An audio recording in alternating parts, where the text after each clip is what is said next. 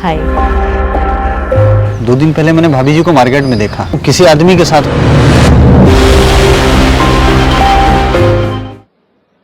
बड़े जोर से बोलिए, भारत माता की। अरे भाई, पूरा जम्बूरी मैदान भरा पड़ा है, आवाज ऐसी आएगी क्या? दोनों हाथ उठाकर विजय के संकल्प की मुट्ठी भींचकर प्रचंड आवाज से बोलिए, भारत माता की, भारत माता की, भारत माता की। आज इस विशाल कार्यकर्ता महाकुंभ में हम सबके मार्गदर्शन के लिए पधारे हुए विश्व के सबसे लोकप्रिय नेता और हमारे प्रधानमंत्री श्रद्धेय नरेंद्र भाई, मध्य प्रदेश शासन के लोकप्रिय मुख्यमंत्री, जिन्होंने मध्य प्रदेश को बीमारू राज्य से में निकालकर एक विकसित राज्य की ओर ले जाने में सफलता प्राप्त करी है, ऐसे भाई शिवराज सिंह जी, हमारे प्रदेश अध्यक्ष, जिनके नेतृत्व में पूरा संगठन तन तोड़ मेहनत कर अहर्निश लगा है, ऐसे भाई राकेश सिंह जी, मंच पर उपस्थित संगठन के सभी पदाधिकारीगण, केंद्र सरकार के मंत्रीगण, राज्य सरकार के मंत्रीगण और आज इस कार्यकर्ता महाकुंभ में पूरे मध्य प्रदेश के गांव गांव, गली गली, कूचे कूचे से आए हुए मेरे प्यारे कार्यकर्ता भाइयों और बहनों, आज हम सभी भारतीय जनता पार्टी के करोड़ों कार्यकर्ताओं के लिए संकल्प लेने का दिन है। आज पंडित दीनदयाल उपाध्याय जी की जयंती है और दीनदयाल जी को याद रखकर हम सब हर साल संकल्प लेकर पार्टी को आगे बढ़ाते हैं। और अगली दीनदयाल जी की जयंती आएगी, उसके पहले 5 राज्यों में विधानसभा के भी चुनाव आएंगे और केंद्र के अंदर लोकसभा का चुनाव भी आएगा। मित्रों, दीनदयाल जी के शुरू किए हुए काम को आज मोदी जी के नेतृत्व में भारतीय जनता पार्टी ने बहुत आगे बढ़ा है। और आज जो पार्टी कभी 10 सदस्यों से शुरू हुई, वो पार्टी 11 करोड़ सदस्यों के साथ विश्व का सबसे बड़ा राजनीतिक संगठन बनकर खड़ी। 1800 के करीब विधायक देश भर की विधानसभाओं में भारतीय जनता पार्टी के कार्यकर्ता विधायक बनकर सेवा का काम कर रहे हैं।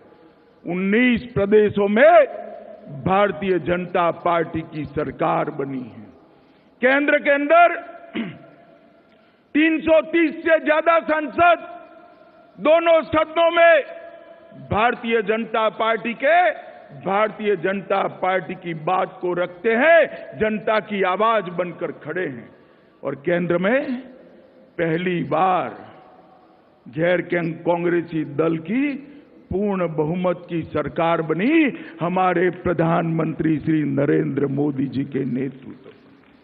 और एक दृष्टि से देखें तो भारत के मानचित्र पर देश के 70% भूभाग पर आज भारतीय जनता पार्टी की सरकार श्री नरेंद्र मोदी के नेतृत्व में जनता की सेवा करने के लिए आगे बढ़ी है।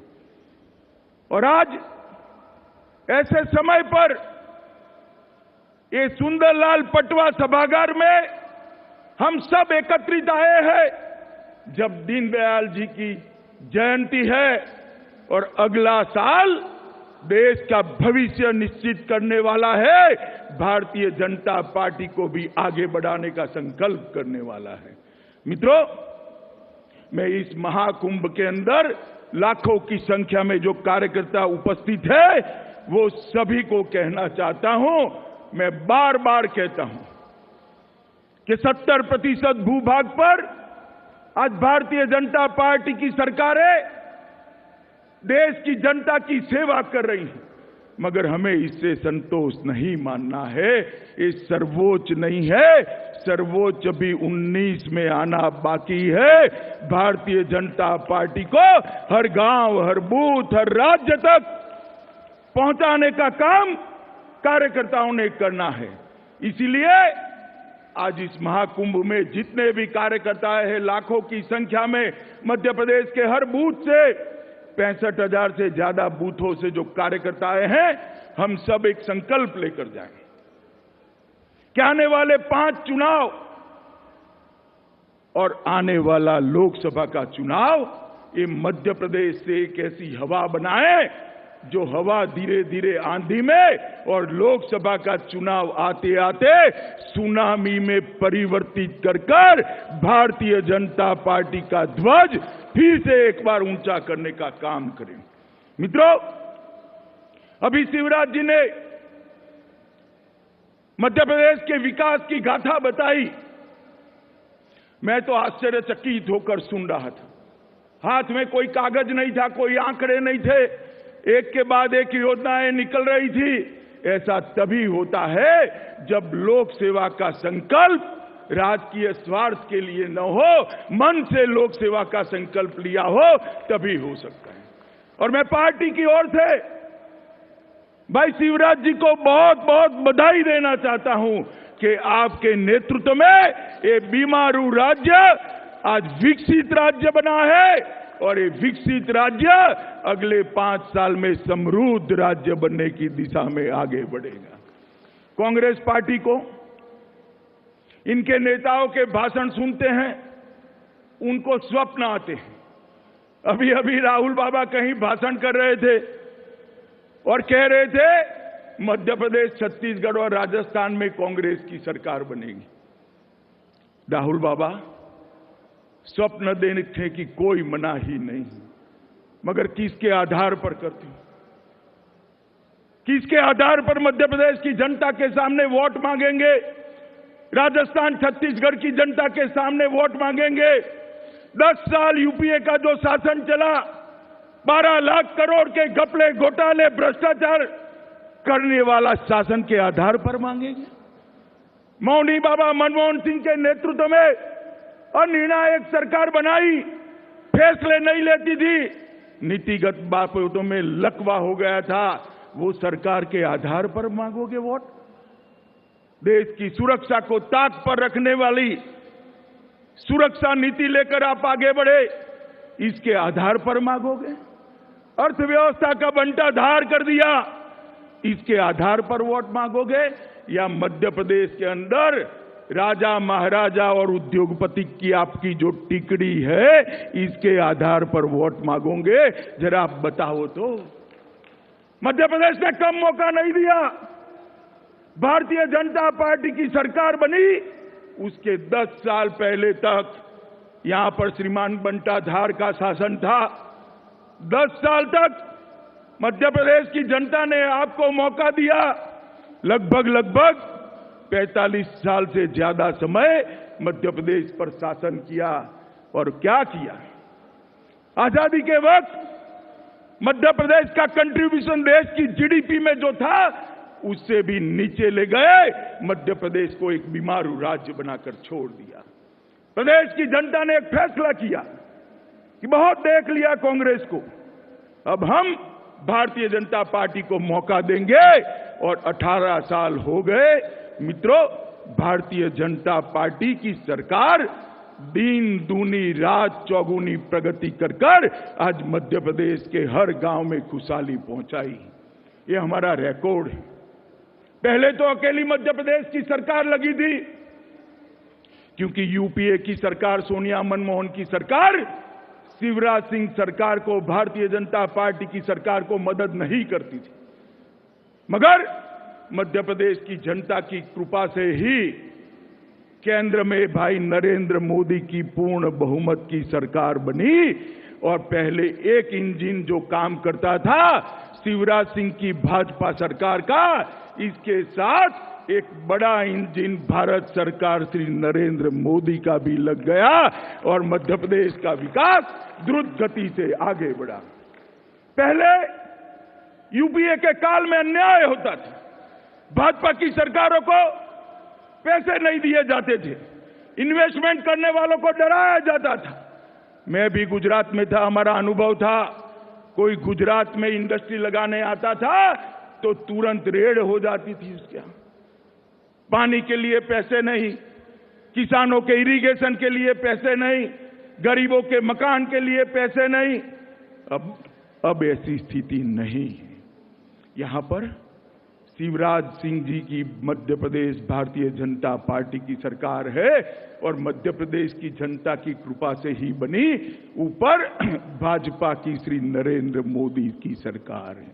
ये दोनों सरकारें मध्य प्रदेश को आगे ले जाने के संकल्प से 4.5 साल से लगी है और मध्य प्रदेश के अंदर आज जगह जगह पर इसके परिणाम दिखाई पड़ते हैं। मित्रों, भारतीय जनता पार्टी की जो सरकार केंद्र में बनी उसने ढेर सारे काम किए, शिवराज जी ने गिनाए हैं, मगर मैं कहना चाहता हूं ये सबसे बड़ा काम अगर नरेंद्र मोदी सरकार ने किया है तो देश का गौरव बनाने का काम भारतीय जनता पार्टी के प्रधानमंत्री ने। दावोस परिषद हम सालों से देखते हैं, कई मंत्री गए, कई मुख्यमंत्री गए, कई प्रधानमंत्री गए, यहां से अपने पीआर डिपार्टमेंट को कहकर जाते थे, भैया कहीं हाथ मिलाने का मौका मिल जाए फोटो खींच लेना, जरा चाय टोस्ट पीते हो तो फोटो खींच लेना, बाकी तो कोई मौका नहीं मिलता था। इस बार प्रधानमंत्री जी दावोस गए, अमेरिका के राष्ट्राध्यक्ष होने के बावजूद भी दावोस परिषद का उद्घाटन देश के प्रधानमंत्री नरेंद्र मोदी जी ने किया और वहां पर पूरी दुनिया को देश की राष्ट्रभाषा हिंदी में संबोधित कर भारत के इथोस को दुनिया को परिचय कराने का काम हमारे प्रधानमंत्री जी ने कहा है। आज प्रधानमंत्री जी देश दुनिया में कहीं पर भी जाते हैं, अमेरिका जाते हैं, इंग्लैंड जाते हैं, जापान, रशिया, चीन, लंका, भूटान, ब्रह्मदेश, नेपाल, कहीं पर भी जाते हैं, मोदी मोदी मोदी मोदी मोदी मोदी के नारे लगते हैं। देख रहे हैं ना भाई टीवी पर, जरा जोर से बोलिए, देख रहे हैं ना। मैं आपको बताना चाहता हूं मित्रों, ये नारे श्रीमान नरेंद्र मोदी जी के लिए नहीं लगते हैं, ये नारे भारतीय जनता पार्टी के लिए नहीं लगते हैं, ये नारे देश की 125 करोड़ की जनता के सम्मान में लगते हैं। श्री नरेंद्र मोदी ने देश की सरकार के सोचने के स्केल को बदलने का काम किया। सोचने का स्केल बदलने का मतलब क्या है? पहले पंचवर्षीय योजनाएं होती थी, 1 साल की प्लानिंग होती थी, उसमें तय करते थे 1000 गांव को बिजली देंगे, इतने लोगों को गैस देंगे, इतने लोगों के टॉयलेट बनाएंगे, शौचालय बनाएंगे, इतने लोगों को घर देंगे। मगर नरेंद्र भाई ने सोचने का तरीका बदला। उन्होंने तय किया ऐसे फैसले नहीं होते हैं, भारत को आगे बढ़ाना है। एक भी गांव ऐसा नहीं होगा जहां पर बिजली नहीं पहुंची होगी। 2022 में एक भी घर ऐसा नहीं होगा जहां पर शौचालय नहीं होगा, बिजली नहीं होगी, एक भी परिवार ऐसा नहीं होगा जिसके पास घर नहीं होगा। और आज परिणाम देखिए, देश में एक भी गांव ऐसा नहीं है जहां बिजली नहीं है। 2 करोड़ घर मिल गए, 2 करोड़ से ज्यादा घरों में बिजली पहुंच गई, 7.5 करोड़ परिवारों को शौचालय मिल गया, 13 करोड़ से ज्यादा बच्चा जच्चा को, माता और बाल नवजात शिशु को टीका लगाने का काम हो गया, करोड़ों की संख्या में गरीब युवाओं को स्टैंड अप, स्टार्टअप और मुद्रा बैंक की लोन देने का काम भारतीय जनता पार्टी की सरकार ने किया है। मित्रों, फिर भी राहुल बाबा को स्वप्न आते हैं कि हम यहां सरकार बनाते हैं। अरे राहुल बाबा, तनिक 2014 में मोदी जी के प्रधानमंत्री बनने के बाद देश के चुनावी इतिहास को उठाकर देख लो, क्या परिणाम आए हैं। बाद में बोलने का हौसला करो, मध्य प्रदेश में क्या होने वाला है। सबसे पहले महाराष्ट्र में चुनाव आया, कांग्रेस गई, भाजपा आई। झारखंड में चुनाव आया, कांग्रेस गई, भाजपा आई। हरियाणा में चुनाव आया, कांग्रेस गई, भाजपा आई। कश्मीर में चुनाव आया, कांग्रेस गई, भाजपा आई। मणिपुर में चुनाव आया, कांग्रेस गई, भाजपा आई। मेघालय में चुनाव आया, कांग्रेस गई, भाजपा आई। त्रिपुरा में चुनाव आया, कांग्रेस गई, भाजपा आई। गोवा, गुजरात और नागालैंड में चुनाव आया, फिर से एक बार भारतीय जनता पार्टी जीती। हिमाचल में चुनाव आया, कांग्रेस गई, भाजपा आई। उत्तराखंड में चुनाव आया, कांग्रेस गई और भाजपा आई। उत्तर प्रदेश में चुनाव आया, सपा, बसपा, कांग्रेस तीनों हारे और 3/4 बहुमत से भारतीय जनता पार्टी की सरकार बनी। जहां हमारा 1-1% वोट होता था, एक भी विधायक नहीं होता था, वहां पर हमने भाजपा की सरकारें बनाई है। राहुल बाबा, ये तो मध्य प्रदेश है, मध्य प्रदेश। ये मध्य प्रदेश को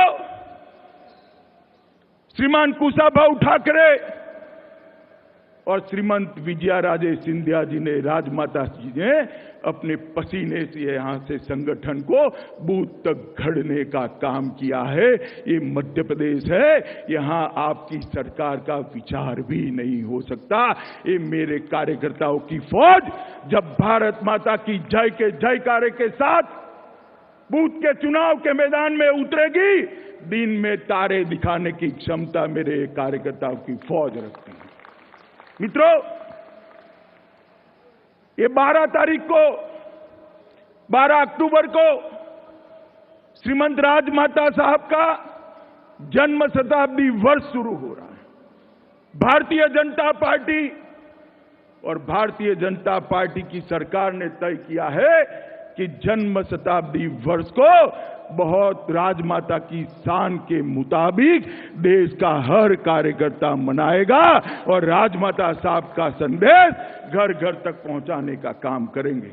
और मध्य प्रदेश में इसी वर्ष के अंदर चुनाव आने वाला है। हमारा ये चुनावी विजय श्रीमंत राजमाता साहब को याद कर इतना प्रचंड विजय हम करें कि दुश्मनों के दिल दहल जाए, ऐसा प्रचंड विजय प्राप्त करना है। मित्रों, अभी अभी मेरे आने के पहले यहां पर नमो ऐप डाउनलोड किया गया है। जिनके पास स्मार्टफोन है, मैं पूछना चाहता हूं सभी कार्यकर्ताओं ने नमो ऐप डाउनलोड किया है या नहीं किया है? जरा जोर से बोलिए, किया है या नहीं किया है? अगर नहीं भी हुआ है इस आपाधापी में, तो यहां पद्धति समझाई गई।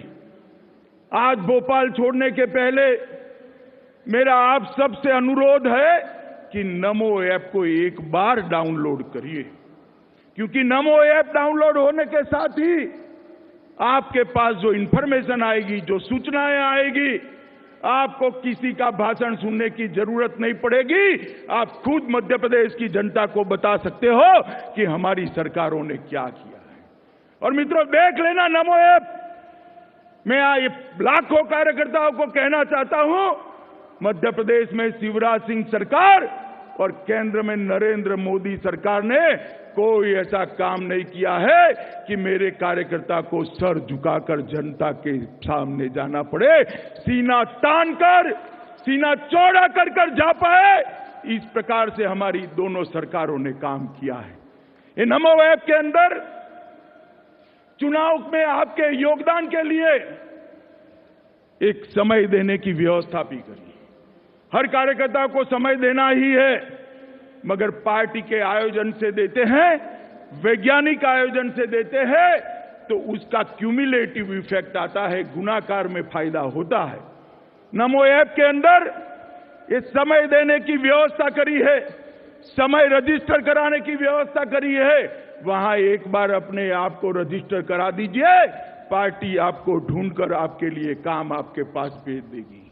मुझे बताइए भाई, 5 लाख से ज्यादा कार्यकर्ता आज उपस्थित है। हर एक कार्यकर्ता आज अपनी नमो ऐप डाउनलोड करने के बाद 3-3 लोगों को जनता में से नमो ऐप डाउनलोड कराएगा क्या? जरा जोर से बोलिए, कराएगा क्या? पीछे वाले हाथ खड़े नहीं करते, बताइए कराएंगे? और जनता से भी समयदान की प्रार्थना पार्टी की ओर से आपको करनी है। नए लोगों को जोड़िए पार्टी के काम के साथ, पार्टी का विस्तार करना है। Family planning Bharatiya Janata party के विस्तार के लिए नहीं है भाई, परिवार के लिए फैमिली प्लानिंग है। भारतीय जनता पार्टी को तो दुनिया में सबसे बड़ा परिवार बनाना है। मित्रों, ये नमो ऐप का वैज्ञानिक उपयोग हमने करना चाहिए।